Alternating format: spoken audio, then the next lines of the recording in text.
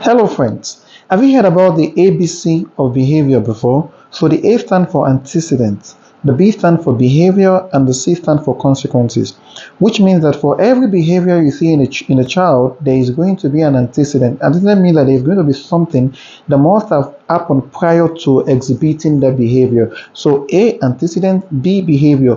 Now, for every behavior, there has to be a consequence. Consequence could be positive or negative, which means that a child could be positively reinforced or negatively reinforced. A couple of days ago, something happened. I was in the principal office and I met a child who is waiting to be severely punished. I asked curiously, what has this 12-year-old child done? Then I was made to understand that that girl got a substance. In Hausa language in Nigeria, is called karara. This particular substance is going to leave a teacher to be mad for a while because the body is going to be itchy, the body is going to be scratching his body. So now, what would have made a 12-year-old child go to the extent of thinking about putting such a substance in the body of the teacher? What process must she have undergone to go and get it, to protect it from the parent, to bring it to school, and to come and effect the plan or implement the plan when she knew that there's going to be a consequence? As I was talking to the principal, I said, no, as much as I would not go against you letting this child bear the consequences of her action, you need to study what would have actually given this child this level of confidence to have done this.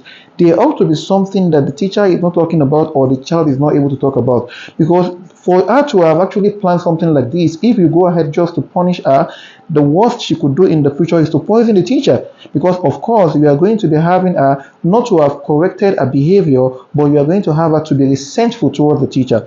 And this happen, you need to understand that many a times we judge children. We are not careful of why is this child doing like this.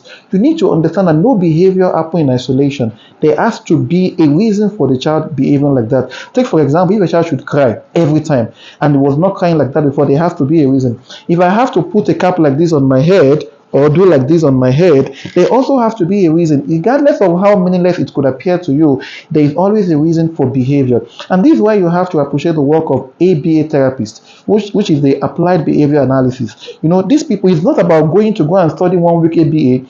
It is about really understanding the behavior of children. There are people that advise you and help you understand the way for you to enhance positive behavior and reduce negative behavior. Imagine someone like to be Dr. Sadiq Olawale, who has gone to study ABA for 2 years in America and now doing a PhD in ABA in America. You should understand that this kind of a person is someone who is reputable enough to understand people's behavior. So what I'm trying to say in essence is that please understand that for every behavior there is ABC, the antecedent, the behavior itself, and the consequences. Not everybody can analyze behavior, but it is a field of expertise. And I hope that for everything in the future, before you judge a child, we are going to put in consideration what is the antecedent.